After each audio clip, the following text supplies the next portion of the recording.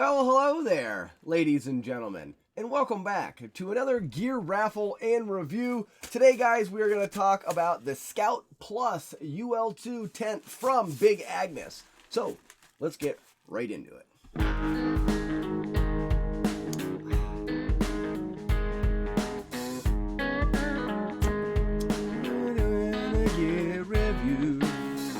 Alright guys, Big Agnes's Scout Plus ultralight tent.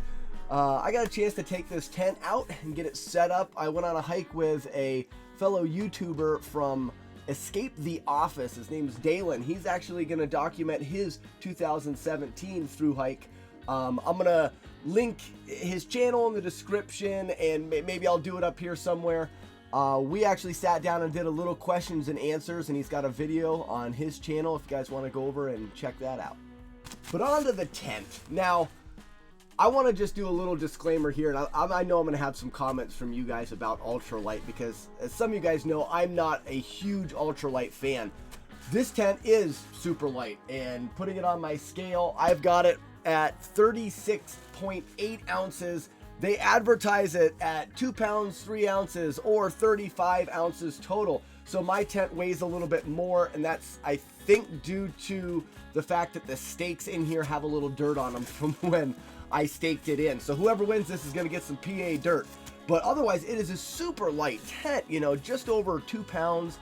But I guess my disclaimer is going to be, if you're going to go ultralight, yes, this is a good option. But know that going ultralight with your gear, you're going to have to make some sacrifices. And that's some of the stuff that I'm going to talk about in this review. So, you know, ultralight is it's its own beast. Some people just love cutting weight in their gear and just love having the lightest thing out there. But like I said, those sacrifices have to be made, whether it be in comfort or in different options and features that you lose when you have to go ultralight. So anyways, let's jump right into the tent. Well, not actually jump into the tent, but you know what I mean. First off, I mean, Big Agnes, like any of the other name brands, the big companies, they all make quality gear, and they're all backed by a good customer service. So you know when you're getting something like this that you're going to be getting something that is good quality, and if it does have any problems or defects from the manufacturer, you know, they're going to have good customer service to fix the issue.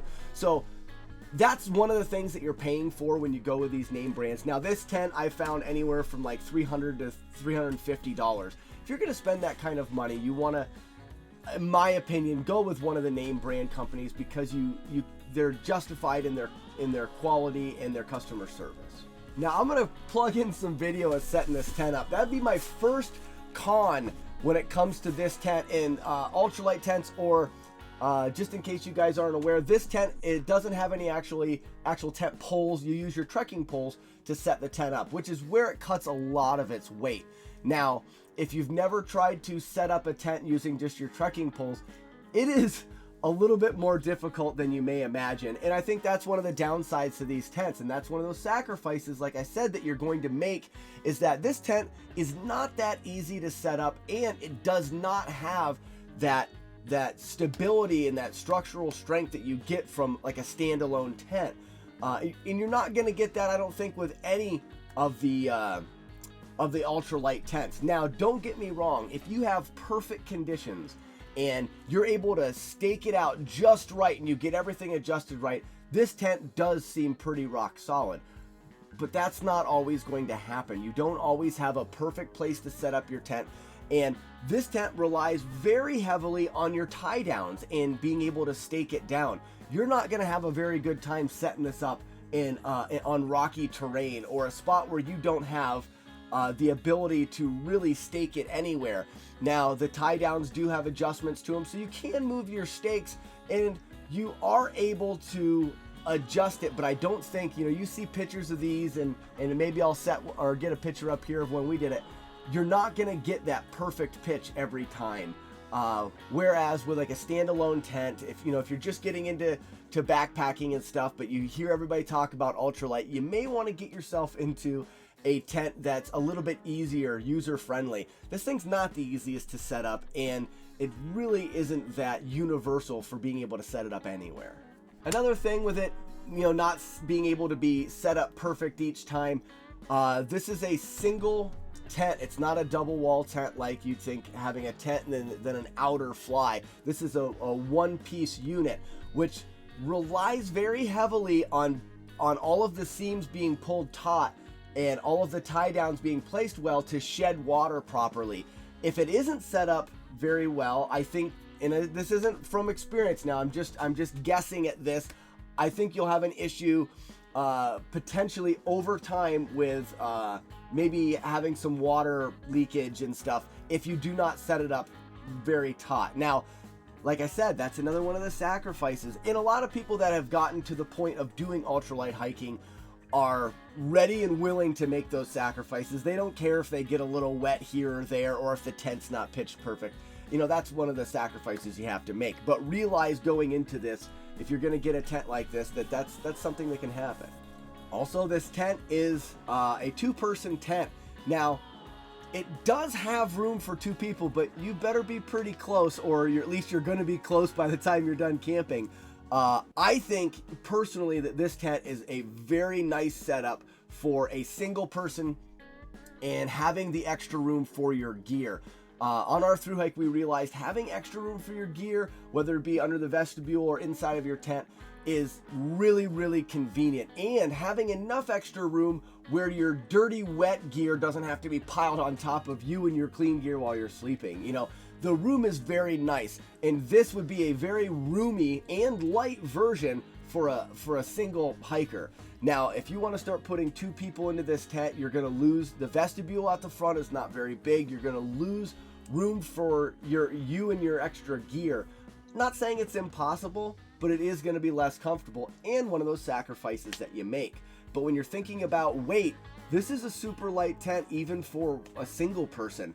And normally when you're hiking with a couple people, if you're taking and sharing a tent, you're splitting that weight anyways, and that's where you could probably get away with a little heavier tent, maybe something a little bit roomier, because if you got two people, you're splitting the weight.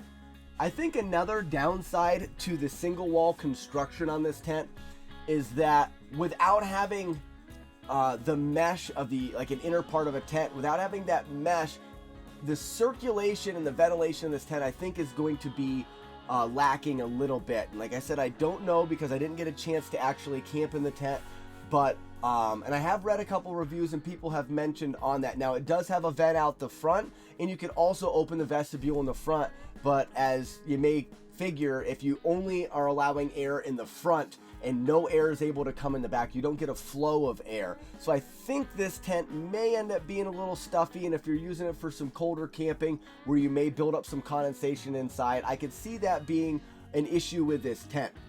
Now, again, it's one of those little sacrifices that you may have to make if you want to go this light. When it comes to the tie downs and the hoops and all of the securing points on this tent is made so well that I really liked how it worked. Now, like I said, you still are going to be limited a little bit because it does rely so much on those tie downs to keep the tent in the shape that it needs to be. The one, and I'm really picking now, but the one thing I did notice is with these stakes that you get with the tent.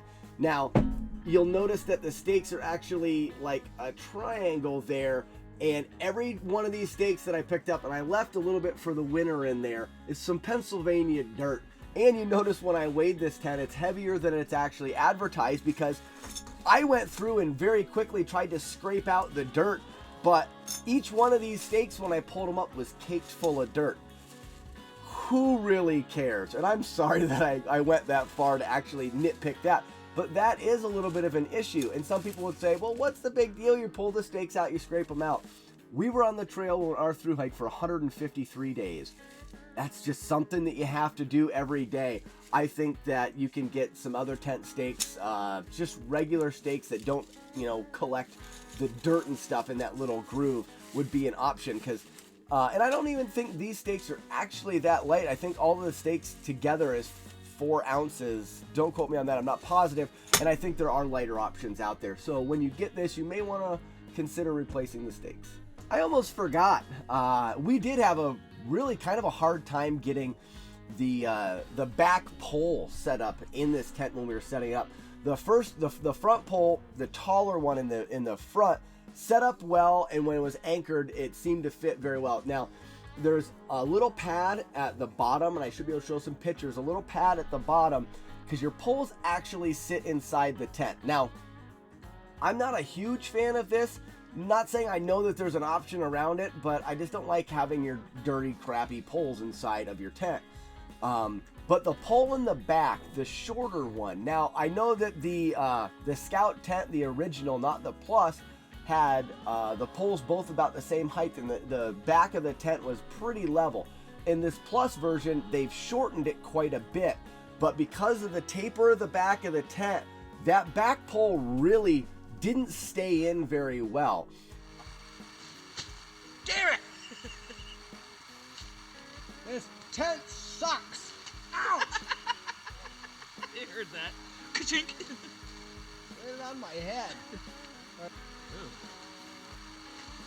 Not as easy as it looks, is it? Oh, now I got it. Okay, that's leaning this way a little bit. The bottom of the pole is on a little pad, and at the top they've got a little reinforced spot but it doesn't have any way of securing the top of your pole, so the poles can fall in. You rely solely on the positioning of it and how your tie downs work. I think that's actually kind of an annoying part of the design of this tent, because without being able to actually secure the poles inside, if it was really windy or if it wasn't set up just right, you could have the poles falling in on you, which I did when I was setting it up. And I think that would be very easily fixed with just a little loop of Velcro or something in there to be able to secure the top of the poles. I think that's a little bit of a downside, like I said, in the design, and could be done a little better. All in all, guys, if you are looking for an ultralight tent, you realize, if you're already into ultralight packing, you realize that going ultralight has its little sacrifices. This is a great option. This tent is really well made, and I think that if I was to go on the ultralight side, I like the design, I like the vestibule out the front. There's so many things that I do like about it that I think that outweighs the little details that I wasn't crazy about. So like I said, if you're looking for an ultralight tent, I think this is a good option. There are some, if you want to sacrifice and get a little bit of a heavier tent, there's some cheaper options. But at $350, this is a little expensive, but you guys know if you want to go light, you got to pay for it. Well, guys, the moment you've all been waiting for, and that's the raffle, ladies and gentlemen. Now, like always, if you want to get involved in these raffles, visit the Patreon site right here, and for $1 a month, you can get one entry in every single raffle that I do. All the money raised goes towards buying the gear that I raffle off to you guys. This is our first big raffle, and I hope that we can continue to do big raffles. But without further ado, guys, the winner of the Big Agnes Scout Plus Ultralight 2 tent is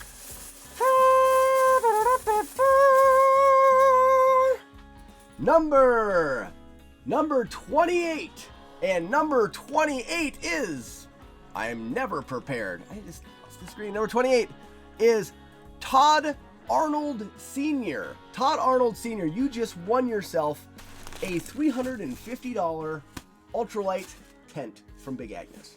Congratulations. Up next, guys, we got a hydration pack from Scandinavian Gear. Real quick before I go, guys, I want to give a shout out and a congratulations to Adrean Redgwell.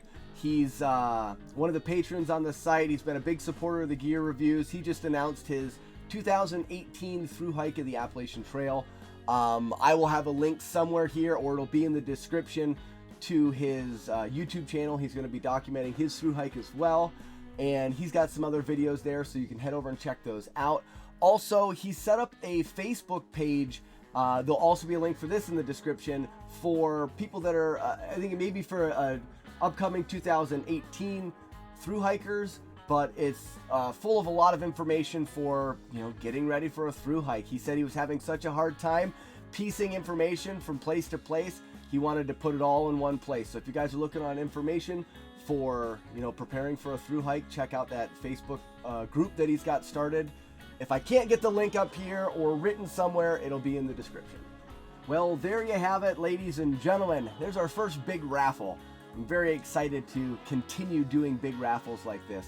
But let's open up the comments below for any discussion on, ultralight tents and are they really worth cutting all that weight. But like always, guys, remember, these reviews are just my opinion. And if you don't like it, you can go take a hike. Bye-bye.